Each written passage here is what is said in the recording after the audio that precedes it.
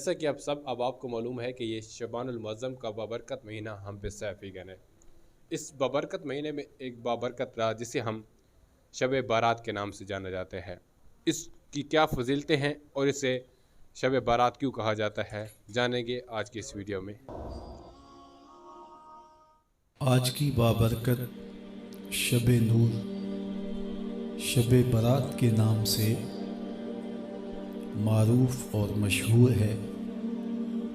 اس بابرکت شب کے دامن میں اتنی برکتیں اور اتنی رحمتیں ہیں کہ اللہ جل شانہ گناہگاروں کو جہنم کی آگ سے آزاد فرما دیتا ہے۔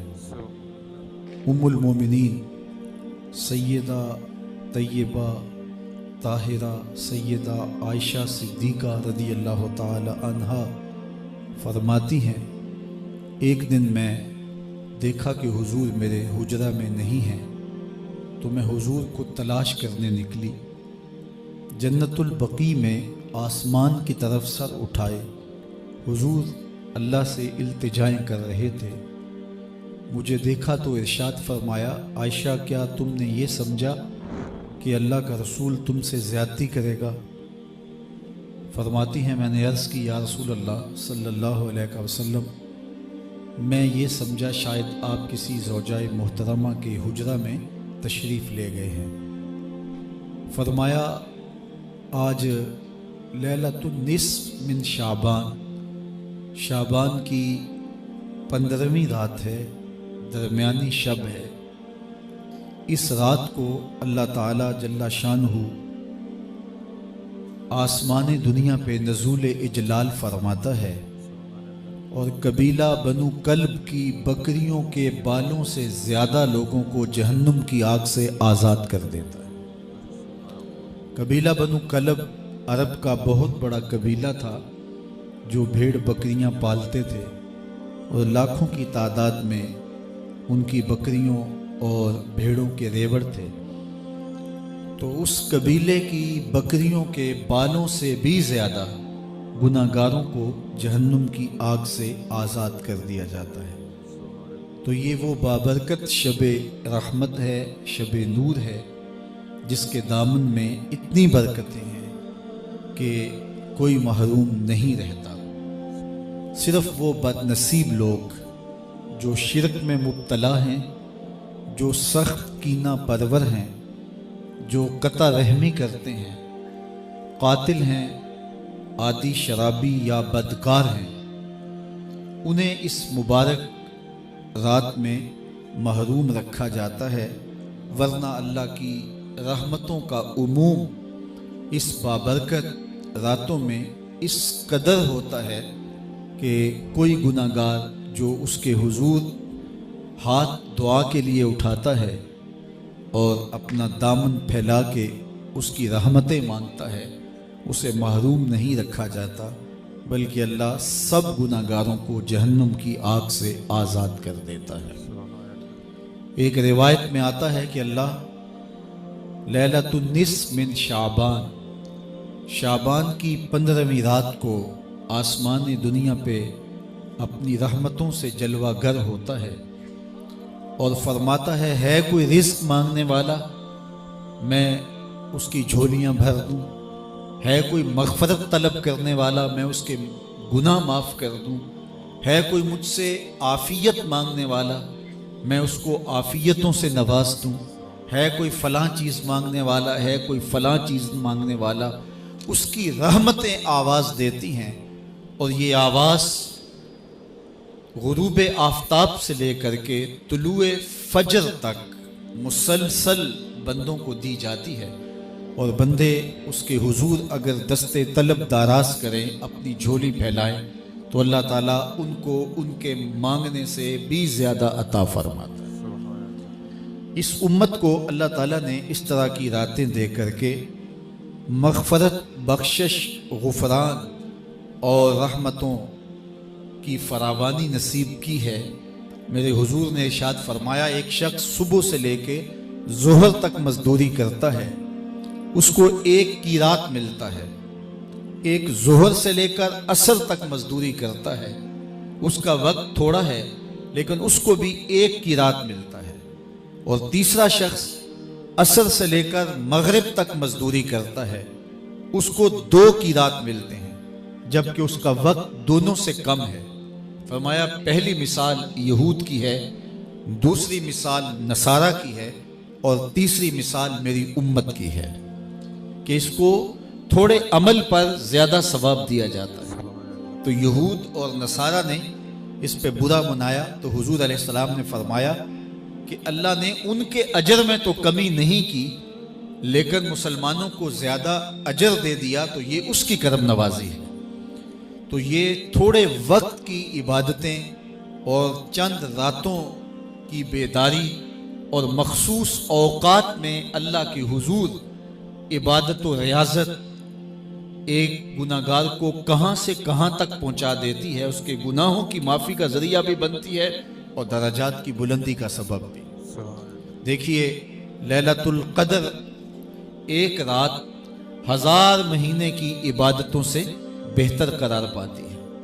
اسی طرح دیگر مواقع ہیں کہ اللہ تعالیٰ اس امت کے لیے رکھے ہیں، رحمت رب بہانہ می طلب، اور یوں بھی پڑھا گیا رحمت رب بہانہ می طلب۔ اس کی رحمتیں قیمت نہیں مانگتی اور اس کی رحمتیں بہانہ تلاش کرتی ہیں، تو وہ اپنے بندوں کو بخشنے پہ آمادہ ہے اگر وہ اپنا دامن طلب پھیلائیں۔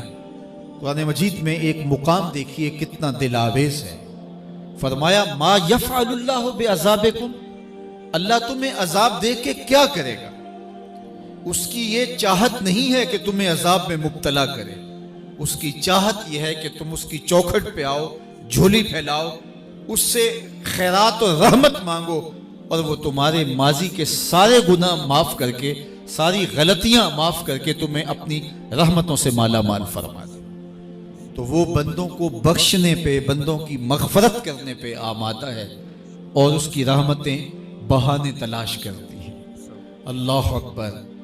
اور دوسری جانب اس کے بندے، اس کے مملوک، اس کی مخلوق، اور مخلوق کی گناہگار اور نیکوکار اس کی رحمتوں کے طالب ہوتے ہیں، بلکہ وہ گناہ کرنے کے بعد جب معافی مانگتے ہیں تو اللہ کو یہ معافی بہت پسند ہے۔ معافی مانگنا، اس کے حضور اپنے دامن کو پھیلانا، وہ اس کو بہت زیادہ محبوب ہے۔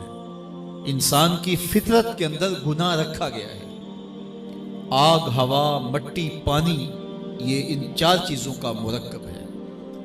اس کے جو عناصر ہیں اس میں کبھی اعتدال قائم نہیں رہتا اور اس سے گناہ سرزد ہو جاتے ہیں۔ گناہ کرنے کے بعد بندے کا اس گناہ پہ اصرار کرنا، اڑ جانا، ضد کرنا، توبہ نہ کرنا اللہ کو یہ پسند نہیں، لیکن اگر اس سے گناہ سرزد ہو جائے تو پھر وہ توبہ کر لے تو اللہ کو یہ بہت زیادہ پسند ہے۔ جو اس سے ہو سکے نیکی وہ اللہ کے حضور پیش کرے، لیکن اس کے اندر جو شر رکھی گئی ہے، اس کے اندر جو قوتیں گناہ کی رکھی گئی ہیں، اس سے اگر اس سے گناہ سرزد ہو جائے تو پھر وہ اللہ سے توبہ کرے، اللہ کی طرف رجوع کرے، تو اللہ اس کی توبہ کو نہ صرف قبول کرتا ہے بلکہ اس کے گناہوں کو معاف کرتا ہے اور گناہوں کو بدل کے نیکیوں میں تبدیل کر دیتا ہے۔ جب گناہ نیکیوں میں تبدیل ہو گئے تو جتنا بڑا گناہ گار تھا اتنا بڑا نیکوکار ہو گیا۔ حضرت سیدنا عمر رضی اللہ تعالیٰ عنہ بازار میں جا رہے تھے تو ایک شرابی نے ہاتھ میں بوتل پکڑی تھی شراب کی، تو حضرت عمر ہاتھ میں درہ رکھتے تھے اور آپ کا جاہ و جلال دیدنیت ہوتا، تو جو ہی حضرت عمر رضی اللہ تعالیٰ عنہ کو اس نے دیکھا تو ڈر گیا اور دل ہی دل میں کہا اے اللہ آج عمر کے قہر سے بچا لے، میں تیری بارگاہ میں سچی توبہ کرتا ہوں، اور جلدی سے شراب کو بغل میں چھپا لیا۔ اتنے میں حضرت عمر سر پہ پہنچ گئے اور گرج کر کڑک کے کہا کہ یہ تیری بغل میں کیا ہے؟ چونکہ اس کو بوتل چھپاتے دیکھا تھا تو وہ ڈر گیا اور ڈرتے ڈرتے کہنے لگا حضرت یہ سرکہ ہے۔ اب تھی تو شراب لیکن ڈرتے ہوئے بولا حضرت سرکہ ہے، تو حضرت عمر نے کہا نکال۔ جب نکالا تو شراب نہیں تھی، واقعی سرکہ بن چکا تھا۔ تو جب اللہ کے حضور کوئی توبہ کرتا ہے اللہ اس کے گناہوں کو بدل کے नेकियों में तब्दील कर देता है। हदीस पाक में आता है कि क़यामत के दिन अल्लाह एक शख्स को कहेगा कि अपना नामा आमाल पढ़, तो वो नामा आमाल पढ़ने लग जाएगा। तो नामा आमाल के अंदर छोटे गुनाह भी होंगे, बड़े गुनाह भी होंगे। तो अल्लाह से हया करते हुए, शर्म करते हुए वो बड़े बड़े गुनाहों को छोड़ता जाएगा और छोटे छोटे गुनाहों को पढ़ता रहेगा।